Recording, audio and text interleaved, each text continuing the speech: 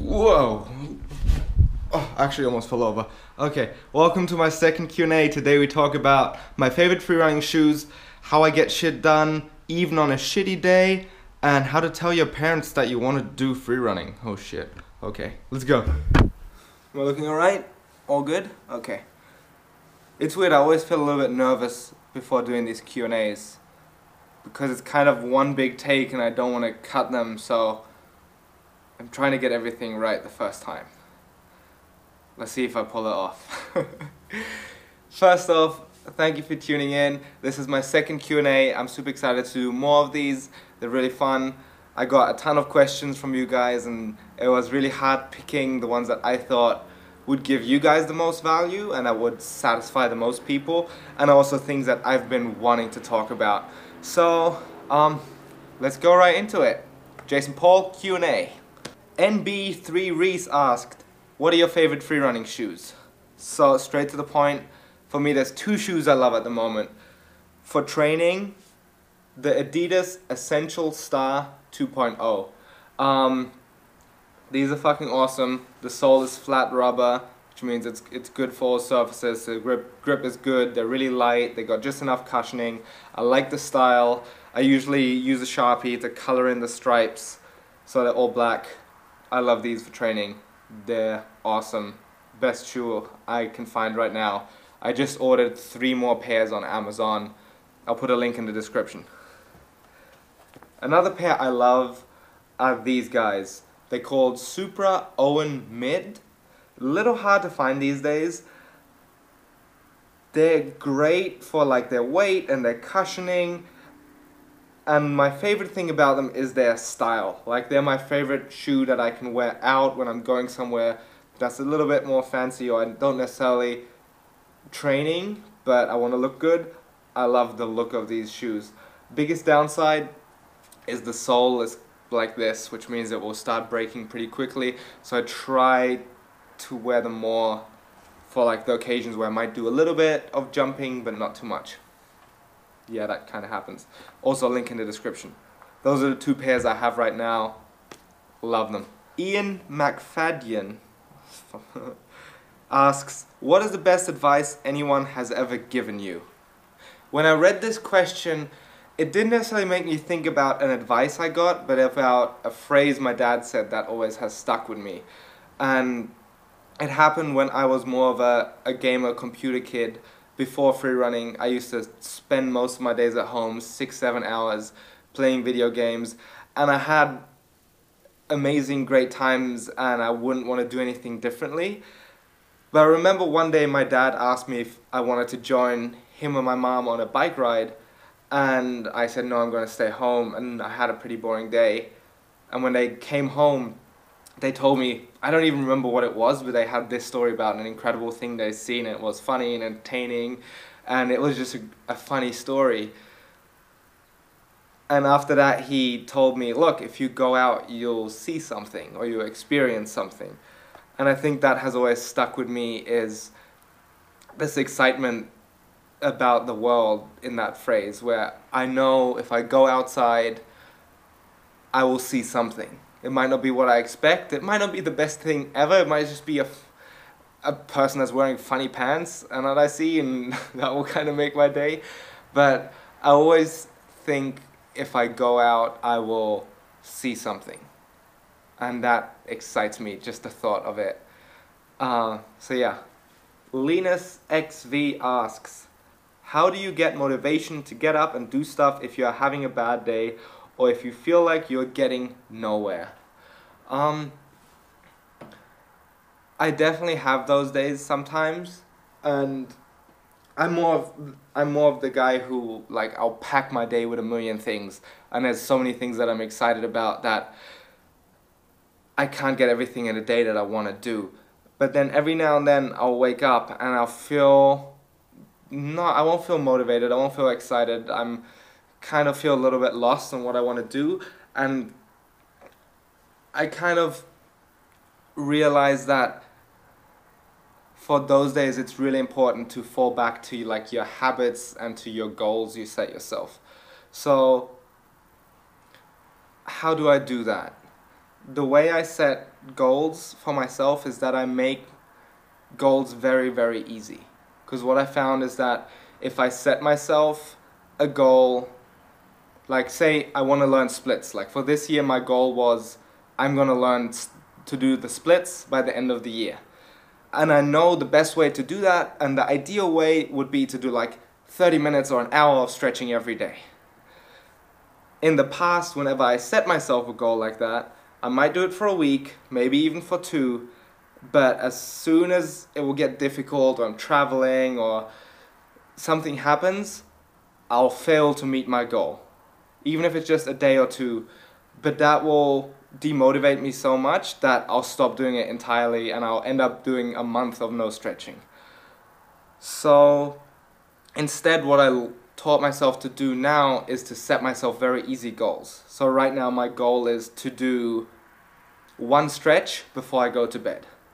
So on a really, really bad day where I don't feel motivated, I can just do like 2 minutes of a stretch, go to bed, or sometimes it's 10 seconds of a stretch. Who am I talking to? Like 10 seconds of a stretch, go to bed, and check it off my list. Cool, goal accomplished, and I get to feel good that I did that. But more often than not, I'll do that 1 stretch, and I'll be like, oh, that wasn't too bad. Maybe I'll do another one. And then I'll be like, oh, that's kind of feeling good now, and I'll do more and more and more. And all of a sudden, when I didn't feel like stretching at all, I did my 30 minutes, I did my hour of stretching. Because the hardest thing is always the first step. I try to make that as easy as possible. And I make it really easy for myself to feel accomplished. And that is not just for like stretching. This could be like for something like work as well. It could be, hey, I'm gonna do 1 Instagram post or 1 video or 1 something today, 1 Snapchat story, or that can be my goal for the day. It doesn't have to be the greatest thing ever, but I have to do a thing. So that's kind of the base I built for myself. So the small things will get done every day that will get me to my bigger goals. And then if it's a day where I really don't feel motivated, sometimes I decide it's good to have a chill day, and I really think about what is the one thing that I can do today that will make me feel accomplished. That could be to just go and run an errand, it could be to sit and edit a video for an hour, but it's just one thing I have to do that day. And once I did that, I can chill and do whatever I want. So that kind of helps me. And I also allow myself to have like a slow day. So yeah, I hope these tips, like, let me know, try them out, see if it helps you. They help me a lot. Irvin DFR asks, how much time do you actually spend on editing your videos, and how do you make time for that? So making these, so there's the big videos on our Team Freerunning YouTube channel, and those will take like 40-50 hours of editing spread across like weeks. That's why we don't have as regular videos. With this channel, I set myself the challenge to do video almost every day, so I have to be a lot faster, which I'm trying to get the time down that it takes to make 1 video. Right now it's anywhere between 2 and 4 hours or 5 hours from sitting down to actually uploading it. And yeah, that a lot of times just means saying no to other things. Like how do I make time to do that is I try not to waste time. And that means that I don't get to watch as many movies anymore in the evening, or I don't get to watch anime or TV shows as much. And that's where I take that time from, is I do almost nothing else. I go out, I do my day, whatever I have to get done, and then in the evening, around 8 o'clock, I'll say goodbye to whoever I'm hanging out with, or I'll turn like, don't go on Facebook like other people do, don't scroll through Instagram for 30 minutes, I sit down and edit for 4 hours and then just go to bed. And if I don't do that, then I wake up early the next morning and try to do it before anything else happens. So I think all of us can do more if we get rid of the things that are our distractions, that are taking time away from the things that actually will get us further. So try to find those things. Don't say you don't have time when you're caught up with all Game of Thrones episodes, because that is 40-50 hours of your time that could have went somewhere. And that is a lot of time that can get you ahead. And if you don't want that, if you enjoy Game of Thrones more, that's cool too. But you don't get to complain that you don't have enough time if you're going out partying 2 times a week. It's your time. We all have 24 hours, so do something with it. Bird's Eye asks, quality or quantity? Why not both? So I try to really, I don't want to put anything out there that I'm not happy with. I like the craftsmanship of things. I like doing things well. I think that reflects in our photography, in my free running, in the clothing we make, in the videos we make, and we also put out a lot. And there's different ways of doing this. I think the first thing is to really find out what is the right amount of quality for this project. What really matters about this Q&A, for example. I could record this Q&A with a hectic lighting setup on studio, or go to an incredible location and whatever. It could look like a news TV show. That level of quality does not change the value I can bring to you. So first of all, I try to think about what is the value in what I'm doing, and what are the important aspects of it that need the quality. So I would rather put an hour into picking the right questions than getting a ridiculous lighting setup. So that's the first step, is what is the essentials, where should the energy and the time go, and what are the important aspects of it. Then once you do it, I think you have to really get your workflow down. That's what I'm doing with the vlogs right now, is every day I'm trying to get a little bit faster, I'm trying to get a little bit better. I'm trying to learn to edit with using as many shortcuts as possible. I'm trying to shoot as less footage as possible, so I don't get home with 4 hours worth of footage to edit. I only have 1 or 2 hours to edit. So I try to really get good and get fast and focus on both equally. And I think that should be the challenge, is what's the quality you want and how fast can you get at putting that out there. So try to do both.